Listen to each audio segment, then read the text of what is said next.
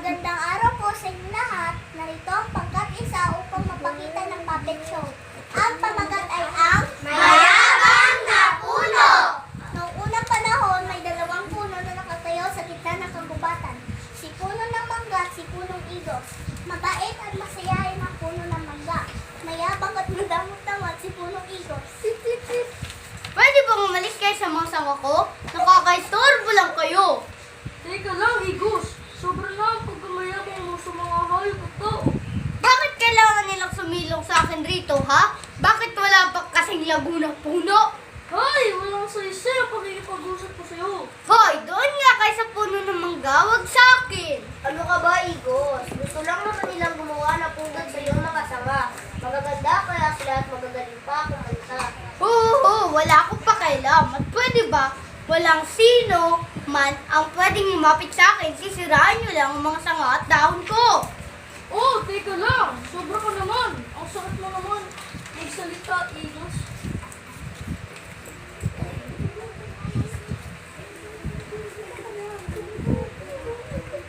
Naku, hayaan mo na siya, Breezy. Ayos lang yan. Isang araw, nakarating sa kagubatan ng isang grupo ng mga bubuyog. Nakita na Reyna ng bubuyog ang puno ng igos at gandang-ganda siya rito. Oh, malaki at matibay ang punong ito. Maganda ito ang pagtayuan ng bahay natin. Ha? Kawalan. Sino ang may sabi sa inyo? Ayoko malagyan ng pulot ang mga sanga at dahon ko. Ang hiingay nyo, umalis na nga kayo. Pero, puno ka, di ba? Wala akong pakialam, basta wag na kayo lalapit rito. Igos, mga bubuyog sila. Kailangan nila ng puno upang pagtayuan ng bahay. Hindi, ayoko. Nasaktan ng gusto ang puno ng mangga sa mga sinasabi ng igos. Tinawag niya mga bubuyog sa kanila ng gumawa ng bahay. Naku, napakabuti mo naman, mangga. Upang patuloyin kami dito. Dito na kami, titira ngayon. Sa puno na nga ng mangga nagtayo ng bahay ang mga bubuyog. Isang linggo na ang nakalipas. May dalawa magtutuso ang dumaan sa kagubatan. Naghahanap ito ng punong kahoy para gamitin sa paggawa ng bahay. Una nilang nakita ang puno ng mangga, ngunit may napansin ang isa sa magtutroso. Teka, ano yan? Bahay ng bubuyog? Oo nga, magalog. Tawag tayo ng ibang puno. Muling naglakad ang magtutroso at nakita nila ang puno ng igos. Nagustuhan nila ito kaya simulan na nilang putulin ito. Umiyak ang puno ng igos. Nakita ng puno ng mangga ang nangyari kayo hindi siya nagtulog. Tinawag niya mga bubuyog. Mga bubuyog, hindi pa ba kayo?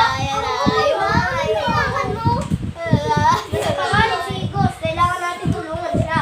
Tulungan na mga bubuyog ang puno ng igos. Inagat nila ang magtutroso para umalis at di natuloy ang maputol ang puno. Lang. Maraming salamat mga bubuyog at mangga. Pasensya na sa nagawa at masabi ko sa inyo. Hindi maganda pero tinulungan niyo pa rin ako. Walang anuman, Igos. Natutunan ng puno ng igos ang kanyang leksyon kaya mula noon, masaya na silang kabuhay sa kagubatan.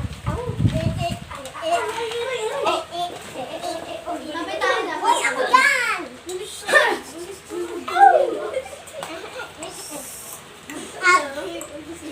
At dito na po nagtatapos ang aming puppet show.